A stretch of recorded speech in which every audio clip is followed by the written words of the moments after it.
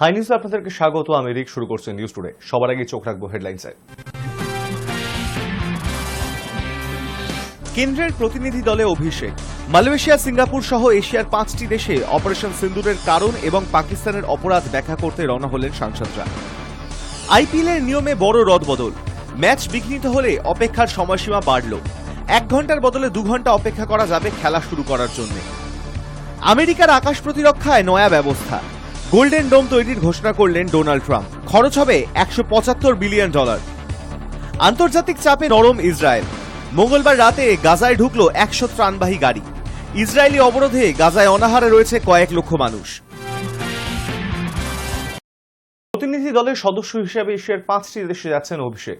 প্রথমে অবশ্য কেন্দ্র প্রতিনিধি দলে বহরমপুরের তৃণমূল সাংসদ ইউসুফ পাঠানকে রেখেছিল, কিন্তু দলের সঙ্গে আলোচনা না করে এই সিদ্ধান্ত নেওয়ায় পাঠানের নাম প্রত্যাহার করে তৃণমূল। অপারেশন সিন্দুর ও সন্ত্রাসবাদ দমনে ভারতের পদক্ষেপ বিশ্বের দরবারে তুলে ধরতে দেশে দেশে ঘুরবে বহুদলীয় প্রতিনিধি দল। বুধবার একটি প্রতিনিধি দলের সদস্য হিসেবে জাপানে যাচ্ছেন তৃণমূল সাংসদ অভিষেক বন্দ্যোপাধ্যায়। যাবেন আরও 4টি দেশে। দিল্লির উদ্দেশ্যে রওনা দিয়েছেন তিনি। অভিষেক যে প্রতিনিধি দলের সদস্য, সেই প্রতিনিধি দল এশিয়ার 5টি দেশে যাবে। পেহেলগামে জঙ্গি হামলার জবাব দিয়ে গত 7ই মে পাকিস্তান ও পাক অধিকৃত কাশ্মীরের একাধিক জঙ্গি ঘাঁটি গুড়িয়ে দেয় ভারতীয় সেনা। ভারত স্পষ্ট করে দিয়েছে, শুধুমাত্র জঙ্গি ঘাঁটিকেই নিশানা করা হয়েছে অপারেশন সিন্দুরে। পাকিস্তান সেনার কোনো পরিকাঠামোয় আঘাত হানা হয়নি, কিন্তু পাকিস্তানের তরফে এই নিয়ে বহু মিথ্যা প্রচার করা হচ্ছে। তাই সত্যিটা বিশ্বের দরবারে তুলে ধরার জন্য দেশে দেশে বহুদলীয় প্রতিনিধি দল পাঠাচ্ছে ভারত। পাকিস্তান কিভাবে সন্ত্রাসবাদে মদদ দিচ্ছে সে কথাও তুলে ধরবে প্রতিনিধি দলগুলি। তেমনই একটি প্রতিনিধি দলের সদস্য হিসেবে এশিয়ার 5টি দেশে যাচ্ছেন ডায়মন্ড হারবারের তৃণমূল সাংসদ অভিষেক বন্দ্যোপাধ্যায়।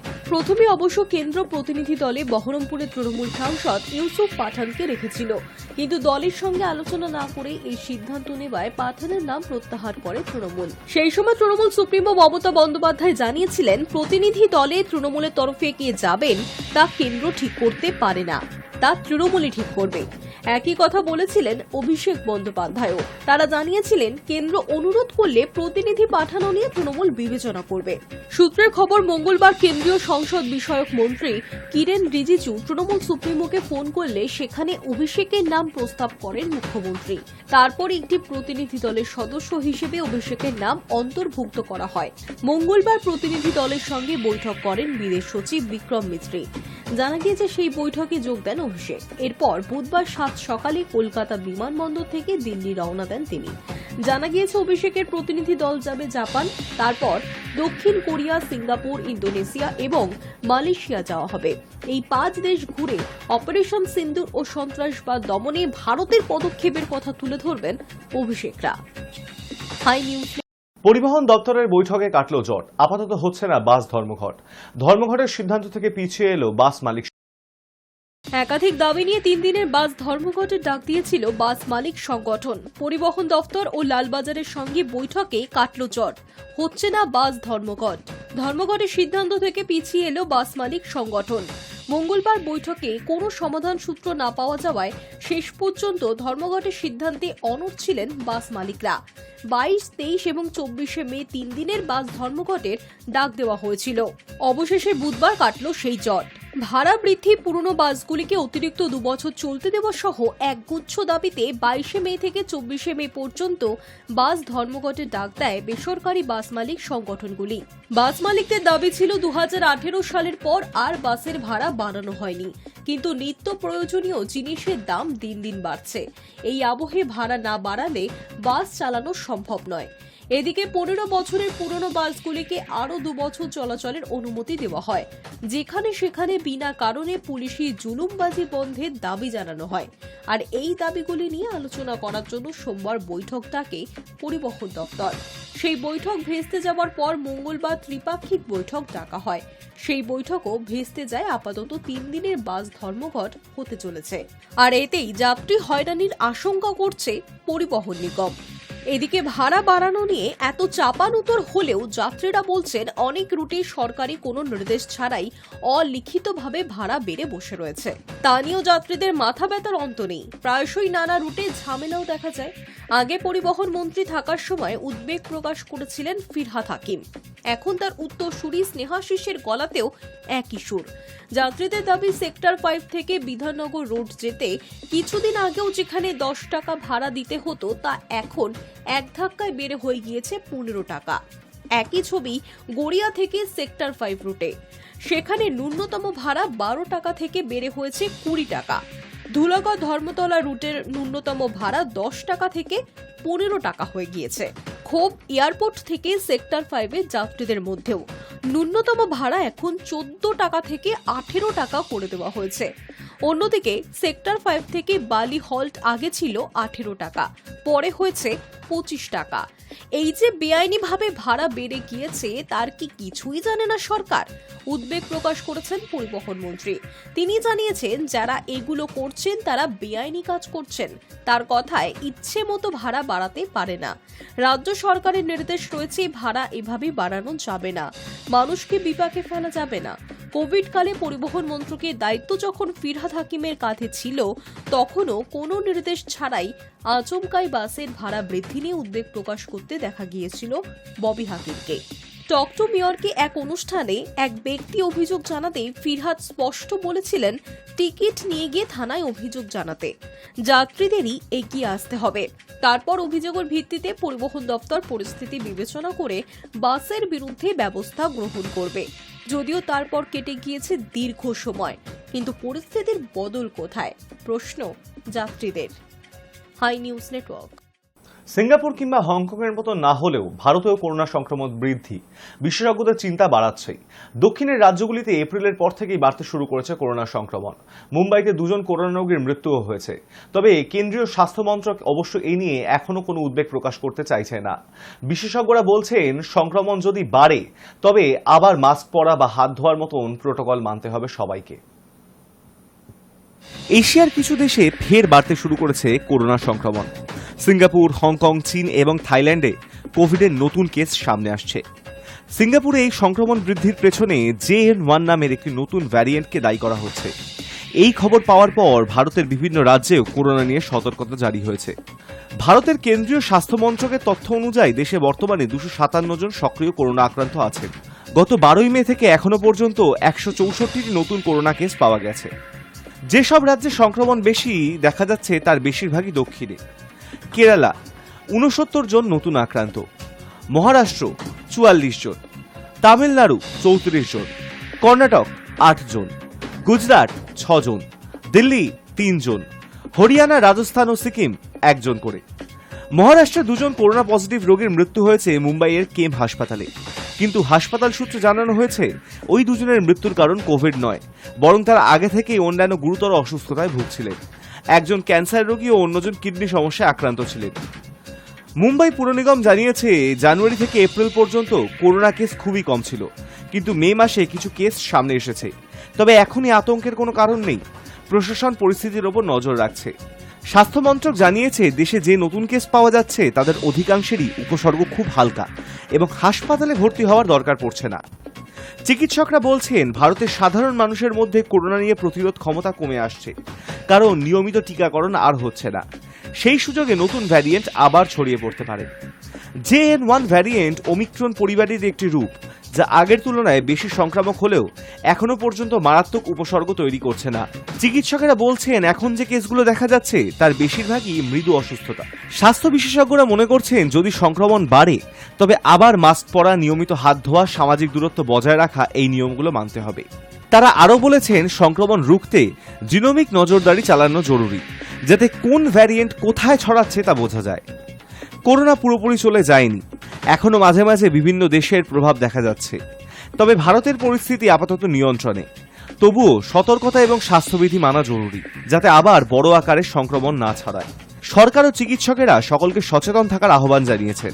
আতঙ্ক নয়, প্রয়োজন বুঝে সচেতনতা ও সাবধানতা, এটাই এখন সবচেয়ে বড় অস্ত্র। Hi News Net. আন্তর্জাতিক চাপের মুখে কিছুটা পিছু হটল ইসরায়েল। মঙ্গলবার সকালে 5টি ট্রাকের পরে রাতে আরও 100টি মানবিক সাহায্যকারী ট্রাক গাজায় প্রবেশের অনুমতি দিল ইসরায়েলি প্রধানমন্ত্রী বেঞ্জামিন নেতানিয়াহুর সরকার। ইসরায়েলি সেনার 2.5 মাসের অবরোধের ফলে গাজায় দুর্ভিক্ষের মুখে পড়েছেন অন্তত 5 লক্ষ প্যালেস্তাইনি। ইসরায়েলি বোমা ক্ষেপণাস্ত্রের পাশাপাশি অনাহারে বিনা চিকিৎসায় মারা যাচ্ছে অসংখ্য মানুষ, বিশেষ করে শিশুরা। রাষ্ট্রপুঞ্জের মানবিক সহায়তা বিভাগের প্রধান টম ফ্লেচার সংবাদ মাধ্যম বিবিসিকে মঙ্গলবার জানিয়েছিলেন, পর্যাপ্ত ত্রাণ না পৌঁছলে আগামী 48 ঘন্টার মধ্যে গাজায় মৃত্যু হতে পারে 14,000 শিশুর। তারপরেই ব্রিটেন, ফ্রান্স, কানাডা সহ একাধিক দেশ ইসরায়েলকে খোলাখুলি হুঁশিয়ারি দিয়েছিল। আন্তর্জাতিক চাপের মুখেই নেতানিয়াহু সরকার শেষ পর্যন্ত 100টি ত্রাণবাহী ট্রাক প্রবেশের অনুমতি দিল। রাষ্ট্রপুঞ্জের মানবিক সহায়তা বিভাগের আধিকারিক জেমস লার্কে মঙ্গলবার বিকেলে জেনিভায় বলেন, আমরা গাজায় আরও ত্রাণবাহী ট্রাক প্রবেশের অনুমতি চেয়েছি এবং পেয়েছি, যা গতকালের চেয়ে অনেক বেশি। প্রসঙ্গত, স্বাধীনতাপন্থী প্যালেস্তাইনি সশস্ত্র গোষ্ঠী হামাসের বিরুদ্ধে 2023 সালের 7 সেপ্টেম্বর হামলার পরেই অভিযান শুরু করেছিল তেল অ্যাভিভ। কাতার, আমেরিকা এবং মিশরের উদ্যোগে চলতি বছরের 15 জানুয়ারি সাময়িক যুদ্ধবিরতিতে রাজি হয় দুপক্ষ। তবে প্রথম দফার ওই যুদ্ধবিরতির মেয়াদ শেষ হওয়ার পর মার্চের গোড়ায় ফের গাজায় হামলা শুরু করে ইসরায়েলি সেনা। একই সঙ্গে গাজা ভূখণ্ডে খাদ্য ও ত্রাণ সরবরাহ বন্ধ করা সহ নানা নিষেধাজ্ঞা জারি হয়েছিল। ফলে গাজায় কার্যত দুর্ভিক্ষ দেখা দিয়েছে। Integrated food security face classification নামক এক সংস্থা যুদ্ধবিধ্বস্ত গাজার মানুষদের করুণ চিত্র তুলে ধরেছে তাদের প্রতিবেদনে। সেখানে দাবি করা হয়েছে, গাজার বাসিন্দা 20 লক্ষ প্যালেস্তাইনির অধিকাংশই ভয়াবহ অপুষ্টির শিকার, সবচেয়ে ক্ষতিগ্রস্ত শিশুরা। এই আবহে গত সপ্তাহে হামাসকে নির্মূল করে গাজায় নিরঙ্কুশ দখলদারি কায়েমের হুঁশিয়ারি দিয়েছেন নেতানিয়াহু। তারপরে খান ইউনুস থেকে সরে যাওয়ার হুমকি দেওয়া হয়েছে প্রায় 5 লক্ষ প্যালেস্তাইনি শরণার্থীকে। ত্রাণ প্রবেশের অনুমতি দিলেও গাজায় হামলা থামায়নি ইসরায়েল সেনা। মঙ্গলবারও তাদের হানায় অন্তত 50 জন সাধারণ প্যালেস্তাইনির মৃত্যু হয়েছে। Hi News Network. শত্রুপক্ষের বিমান, ড্রোন এবং মিসাইল হানা থেকে বাঁচতে আকাশ প্রতিরক্ষা ব্যবস্থা যে কত জরুরি সেটা প্রমাণিত হয়েছে সাম্প্রতিক ভারত-পাক লড়াইতে। এবার আমেরিকার জন্য বিশেষ আকাশ প্রতিরক্ষা ব্যবস্থা গড়ে তোলার কথা ঘোষণা করলেন মার্কিন প্রেসিডেন্ট ডোনাল্ড ট্রাম্প। অন্তত 5 বছর লাগবে এই গোল্ডেন ডোম তৈরি করতে। এর জন্য বরাদ্দ হচ্ছে বিপুল বাজেট। যুক্তরাষ্ট্রের প্রেসিডেন্ট ডোনাল্ড ট্রাম্প একটি নতুন উচ্চ প্রযুক্তির আকাশ প্রতিরক্ষা ব্যবস্থার পরিকল্পনা ঘোষণা করেছেন, যার নাম গোল্ডেন ডোম। ইসরায়েলের আয়রন ডোম দ্বারা অনুপ্রাণিত এই প্রকল্পের বাজেট ধরা হয়েছে $175 বিলিয়ন। ট্রাম্প দাবি করেছেন এটি তার মেয়াদকালের মধ্যেই চালু হবে। হোয়াইট হাউস এক সংবাদ সম্মেলনে ট্রাম্প জানান, এই প্রকল্প তদারকি করবেন স্পেস ফোর্সের vice chief of space operation general Michael Guetlein. তিনি গোল্ডেন ডোমকে পরবর্তী প্রজন্মের প্রযুক্তি বলে উল্লেখ করেন, যা স্থল, সমুদ্র ও মহাকাশ থেকে প্রতিরক্ষা ব্যবস্থা পরিচালিত করবে। ব্যবস্থার অংশ হিসেবে থাকবে স্পেস ভিত্তিক সেন্সর ও ইন্টারসেপ্টর। প্রকল্পে অংশ নিতে আগ্রহ প্রকাশ করেছে কানাডা। এবছরের শুরুর দিকে ওয়াশিংটন সফরে এসে কানাডার তৎকালীন প্রতিরক্ষা মন্ত্রী বিল ব্লেয়ার এই প্রতিরক্ষা ছাতার সঙ্গে যুক্ত হওয়াকে জাতীয় স্বার্থ বলে মন্তব্য করেছিলেন। তবে ট্রাম্প স্পষ্ট করে দিয়েছেন, কানাডাকে অর্থ প্রদান করতে হবে এই নিরাপত্তা সুবিধা পেতে হলে। In the campaign, I promised the American people that I would build a cutting-edge missile defense shield to protect our homeland from the threat of foreign missile attack. And that's what we're doing. Today, I'm pleased to announce that we have officially selected an architecture for this state-of-the-art system that will deploy next-generation technologies across the land, sea, and space, including space-based sensors and interceptors. And Canada has called us and they want to be a part of it. So we'll be talking to them. They want to have protection also. ট্রাম্পের ভাষায় golden ডোম 100% সফলতা নিশ্চিত করবে এবং এটি iron ডোমের তুলনায় অনেক বড় ও শক্তিশালী হবে। এটি হাইপারসনিক অস্ত্র এবং ফ্র্যাকশনাল অরবিটাল বোম্বার্ডমেন্ট সিস্টেমের মতো উন্নত ও দূরবর্তী হামলা ঠেকাতে সক্ষম হবে। এই প্রকল্পের প্রথম ধাপে $25 বিলিয়ন বাজেট ধরে রাখা হয়েছে। ট্রাম্প আরও বলেন, ঠান্ডা যুদ্ধের সময় প্রেসিডেন্ট রোনাল্ড রেগান এই ধরনের একটি প্রতিরক্ষা ব্যবস্থা তৈরির কথা ভেবেছিলেন, কিন্তু সেই সময় প্রযুক্তির সীমাবদ্ধতা ছিল। এখন যুক্তরাষ্ট্রের কাছে প্রয়োজনীয় প্রযুক্তি আছে এবং বিশ্ব এখন অনেক বেশি বিপজ্জনক, তাই এই ধরনের প্রতিরক্ষা ব্যবস্থা অত্যন্ত জরুরি। হাই। একসময় ভারতে গাইতে এসে নাম হয়েছিল তার, কিন্তু নিজের দেশে ফিরে একের পর এক কার্যকলাপে জড়িয়ে পড়েন বিতর্কে। এবার ধর্ষণের অভিযোগে গ্রেপ্তার গায়ক মইনুল আহসান নোবেল। ধর্ষণের অভিযোগে গ্রেফতার গায়ক মইনুল আহসান নোবেল। আবারও বিতর্কে বাংলাদেশি গায়ক। অপহরণ ও যৌন হেনস্থার অভিযোগ উঠছে তার বিরুদ্ধে। এক কলেজ পড়ুয়া মহিলাকে টানা 7 মাস নিজের বাড়িতে আটকে রেখে ধর্ষণ ও নির্যাতনের অভিযোগের আঙুল তার দিকে। সোমবার বাংলাদেশের এমার্জেন্সি হেল্প নম্বরে ফোন পেয়ে ওই মহিলাকে উদ্ধার করে পুলিশ। ইতিমধ্যেই নোবেলকে গ্রেফতার করেছে বাংলাদেশের ডোমরা থানার পুলিশ। শুরু হয়েছে তদন্ত। জানা যাচ্ছে এক কলেজ ছাত্রীকে বেশ কয়েক মাস আগে বিয়ের প্রস্তাব দেন গায়ক। শুধু তাই নয়, তাকে দেখা করার জন্য ডেকে পাঠান। অভিযোগের পর থেকেই নাকি নিজের বাড়িতে তাকে আটকে রেখে নির্যাতন চালিয়ে গিয়েছিলেন নোবেল। শুধু তাই নয়, সেই সমস্ত ছবি এবং ভিডিও ফোনবন্দি করে লাগাতার ভয় দেখিয়ে গিয়েছেন বলেও তার বিরুদ্ধে অভিযোগ। ব্যক্তি জীবন থেকে কর্মজীবন, নিজের কাজের জন্যই বারবার সমালোচনার কেন্দ্রবিন্দুতে এসেছেন গায়ক নোবেল। এবারও তার ব্যতিক্রম হল না। বিতর্ক যেন পিছু ছাড়ছে না তার। উল্লেখ্য, 8 মাস আগেই নেশামুক্তি কেন্দ্র থেকে বাড়ি ফিরেছেন গায়ক। অতীতে রবীন্দ্রনাথকে নিয়ে কুমন্তব্য করায় বিতর্কে জড়িয়েছিলেন। ভারতে গাইতে আসা এই গায়ক নিজের বিভিন্ন ভুল কাজ নিয়ে তিনি অনুতপ্ত এমন দাবি করে থাকলেও তার আচরণ ও কার্যকলাপে তা এতটুকু প্রকাশ পায়নি। তার সমালোচনায় মুখর হয়েছিলেন গায়িকা ইমন চক্রবর্তী। নোবেলের এই মন্তব্যের জেরে তাকে রীতিমতো চাপকাতে চেয়েছিলেন গায়িকা ইমন। এবার শেষ পর্যন্ত নিজের কার্যকলাপের জন্য গ্রেফতার হলেন তিনি। High News network. আইপিএল 2025 নিয়ে বড় সিদ্ধান্ত নিল বিসিসিআই। বাড়ানো হলো আইপিএল এর অতিরিক্ত অপেক্ষার সময়। এখন থেকে আইপিএল এর সব ম্যাচেই অতিরিক্ত অপেক্ষার বাড়তি সময় আরো 1 ঘন্টা বাড়ানো হয়েছে। ভারতীয় ক্রিকেট বোর্ড আইপিএল এর ম্যাচ শুরুতে বিলম্ব হলে বরাদ্দ অতিরিক্ত অপেক্ষার সময় 1 ঘন্টা থেকে বাড়িয়ে 2 ঘন্টা করেছে। মঙ্গলবার থেকে এই নিয়ম কার্যকর হচ্ছে এবং এটি সব আইপিএল ম্যাচেই প্রযোজ্য হবে। আগে শুধুমাত্র প্লে অফ ম্যাচে 120 মিনিট সময় বরাদ্দ থাকত, আর লিগ ম্যাচে ছিল মাত্র 60 মিনিট। বিসিসিআই ফ্র্যাঞ্চাইজিগুলোর কাছে পাঠানো এক বিজ্ঞপ্তিতে বলেছে, এর আগে ম্যাচ প্লেইং কন্ডিশন অনুসারে লিগ ম্যাচগুলোর ক্ষেত্রে খেলা শুরুতে দেরি হলে সর্বোচ্চ 60 মিনিট অতিরিক্ত সময় বরাদ্দ থাকত। তবে প্লে অফ ম্যাচে এই সময়সীমা ছিল 120 মিনিট। বর্তমানে আবহাওয়া পরিস্থিতি ও পরিবর্তিত সূচির প্রেক্ষিতে আইপিএল গভর্নিং কাউন্সিল সিদ্ধান্ত নিয়েছে 20 মে 2025 থেকে কার্যকরভাবে সব আইপিএল ম্যাচেই ম্যাচ শুরু করার জন্য 120 মিনিট অতিরিক্ত সময় বরাদ্দ থাকবে। বিজ্ঞপ্তিতে আরও বলা হয়েছে, আপনারা অবগত আছেন যে আইপিএল একটি সংক্ষিপ্ত বিরতির পর আবার শুরু হয়েছে। এই বিরতির কারণে আইপিএল এর সমাপ্তি এখন নির্ধারিত হয়েছে 3রা জুন 2025-এ। আগাম বর্ষা শুরু এবং দীর্ঘায়িত আইপিএল মরশুমের ফলে বেশ কিছু ম্যাচ বৃষ্টির কারণে প্রভাবিত হওয়ার ঝুঁকিতে রয়েছে। সেই কারণেই ম্যাচ প্লেইং কন্ডিশনের নিয়মে পরিবর্তন আনা হয়েছে। বিসিসিআই স্পষ্ট করেছে যে তদনুসারে আইপিএল 2025 মরশুমের জন্য শুধুমাত্র ক্লজ 13.7.3 সংশোধন করা হয়েছে। মঙ্গলবার ভারতীয় ক্রিকেট নিয়ন্ত্রণ বোর্ড আনুষ্ঠানিকভাবে ঘোষণা করেছে আইপিএল 2025 মরশুমের বহুল প্রতীক্ষিত প্লে অফ পর্বের সময়সূচি ও ভেন্যু। ঘোষণায় জানানো হয়েছে, ইডেনের পরিবর্তে আইকনিক আহমেদাবাদের নরেন্দ্র মোদী স্টেডিয়ামে 3রা জুন অনুষ্ঠিত হবে আইপিএল 2025-এর grand final. Hi News Network. আবহাওয়া দপ্তরের তরফে বলা হয়েছে, দক্ষিণবঙ্গে বুধবার গরম ও অস্বস্তির সঙ্গে বিকেলের পর বিক্ষিপ্তভাবে ঝড় বৃষ্টির সম্ভাবনা রয়েছে। শুক্রবার পর্যন্ত বজ্রবিদ্যুৎ সহ হালকা থেকে মাঝারি বৃষ্টি এবং দমকা ঝোড়ো বাতাস বইবে। দক্ষিণবঙ্গে বুধ এবং বৃহস্পতিবার কলকাতা সহ দক্ষিণবঙ্গের সব জেলাতেই ঝড় বৃষ্টির সম্ভাবনা রয়েছে। বজ্রবিদ্যুৎ সহ হালকা থেকে মাঝারি বৃষ্টির সঙ্গে 30 থেকে 40 কিলোমিটার গতিবেগে দমকা ঝোড়ো বাতাস বইতে পারে। শুক্রবারে ঝড় বৃষ্টির সম্ভাবনা বেশি থাকবে পশ্চিম বর্ধমান, বীরভূম, মুর্শিদাবাদ, নদিয়া জেলাতেও। বজ্রবিদ্যুৎ সহ বৃষ্টির সঙ্গে 40 থেকে 50 কিলোমিটার গতিবেগে দমকা ঝোড়ো বাতাস বইবে। উত্তরবঙ্গে বুধবার ভারী বৃষ্টির সতর্কতা রয়েছে। উত্তর ও দক্ষিণ দিনাজপুর জেলাতে 50 থেকে 60 কিলোমিটার গতিবেগে ঝড় বৃষ্টির আবহাওয়া রয়েছে। ওপরের 6 জেলায় ভারী বৃষ্টির সম্ভাবনা বেশি। দার্জিলিং, জলপাইগুড়ি, কোচবিহার জেলাতে ভারী বৃষ্টির সঙ্গে 40 থেকে 50 কিলোমিটার গতিবেগে দমকা ঝোড়ো বাতাস বইতে পারে। ঝড় বৃষ্টির সম্ভাবনা থাকবে দার্জিলিং থেকে মালদা, উত্তরবঙ্গে 8 জেলাতেই। ভারী বৃষ্টির সম্ভাবনা বিক্ষিপ্তভাবে থাকবে দার্জিলিং, জলপাইগুড়ি, আলিপুরদুয়ার, কোচবিহার জেলাতে। মালদা ও উত্তর দিনাজপুরে ঝড়ের সম্ভাবনা বেশি থাকবে। শুক্রবার পর্যন্ত বজ্রবিদ্যুৎ সহ হালকা থেকে মাঝারি বৃষ্টি চলবে উত্তরবঙ্গের প্রায় সব জেলাতেই। কলকাতায় বুধবার বৃষ্টির সম্ভাবনা বেশি, বজ্রবিদ্যুৎ সহ হালকা থেকে মাঝারি বৃষ্টির সম্ভাবনা।